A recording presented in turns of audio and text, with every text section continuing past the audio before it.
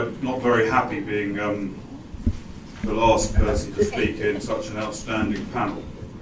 I'd like to pay tribute to my fellow panelists here, to Edwin for saying bad things about the French, which saves me from having to do so.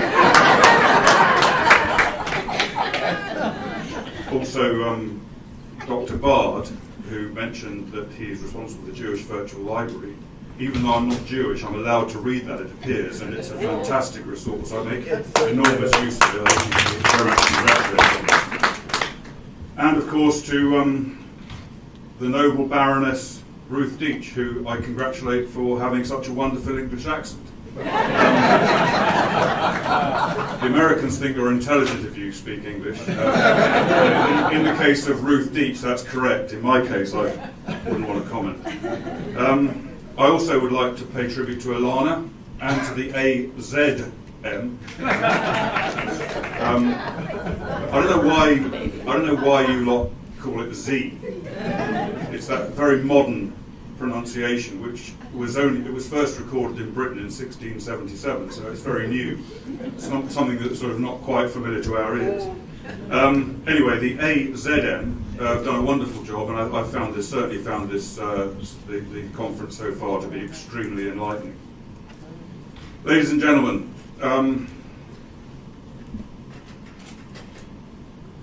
the terrorist leader of the Palestinian Authority, Mahmoud Abbas, has repeatedly demanded, that Britain should apologise for the Balfour Declaration.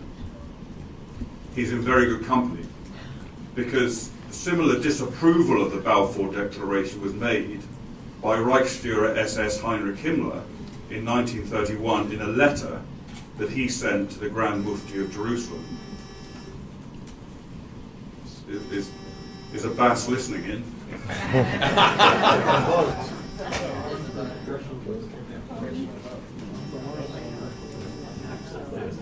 It's a vote. It's a vote. You know, when the bell rings, we listen. That means there's a House vote coming up.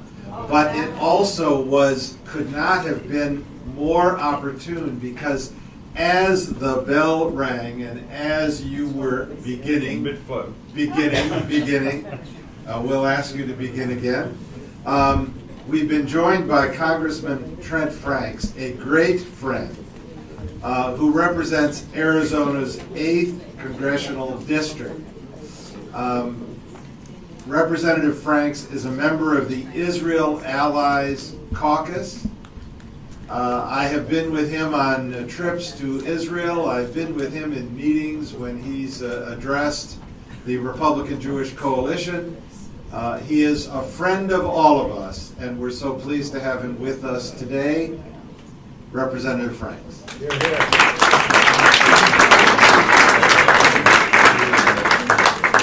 You know, first I want to say I'm somewhat embarrassed to interrupt Colonel Kemp is insane, because he's a very, not only a noble human being, but he's a whole lot smarter than I am. So I'm afraid you kind of made a mistake here by interjecting me in the middle of all this. But I appreciate this man very much. So I say shalom to all of you. It is a good day. The fact that we're here, that we can celebrate and remember the Balfour Declaration, sort of the Magna Carta of Zionism, that some term it, and I just think it's a wonderful day for us all to be here. And you know, I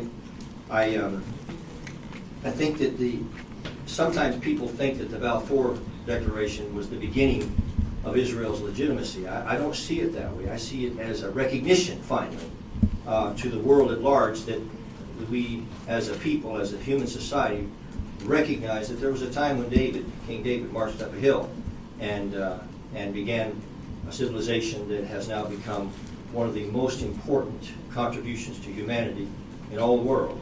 I sometimes joke, and I hope you just take this the right way. There are more PhDs in Israel than there are Jews. The contribution that Israel makes to humanity is just astonishing.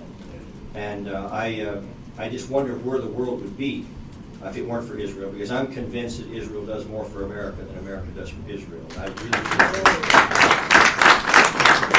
I say that for a lot of different reasons. On a spiritual basis, as an evangelical, I can't explain my existence without it. But there are other things, that the kinds of things that they do with the military collaboration, things of that nature, I just can't express to you how significant it is. I have the wonderful privilege of being the chairman of the Israel Allies Caucus here, and we are so deeply dedicated, to maintaining such a close relationship with Israel, because I'm convinced that when there's peace in Jerusalem, my children have a better chance, my 9-year-old twins, of walking in the light of liberty themselves. I believe that with all my heart. And, I was in Israel just recently, and I saw something that was pretty profound. I also chair the Missile Defense Caucus, Kemp, and so I'm aware that you got Edwin Black here. Who don't you have here? I didn't see him. You got all of the. Listen, you could have another Balfour Declaration right here. But I was in Israel recently, just about 3 weeks ago, and I was going to be on the one of the shows there, the Fox show. I forgot who it was, but anyway, I was walking down the street, beautiful evening in Jerusalem. There's always something very special about this. I know you've heard it many times before. You can call upon God anywhere in the world, but in Jerusalem it's a local call. And so there was something special, always is to any evangelical. They always have a special feeling just being in Israel. It's sort of a homecoming, as Elie Wiesel said.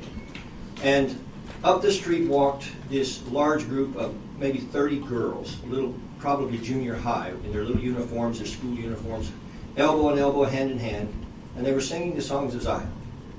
And I thought, wow, here they've got 100,000 missiles and rockets aimed at them, but they have not let that interrupt their recognition that God is still with Israel. And so I just wanted to come and bring you just a word of greeting today. It is a good day. With all the heartaches and brokenness that Israel has faced across the centuries, if you look carefully, her enemies are mostly gone, and she remains. And I believe with all of my heart that the day will come when jihad will be a thing of the past and be a memory.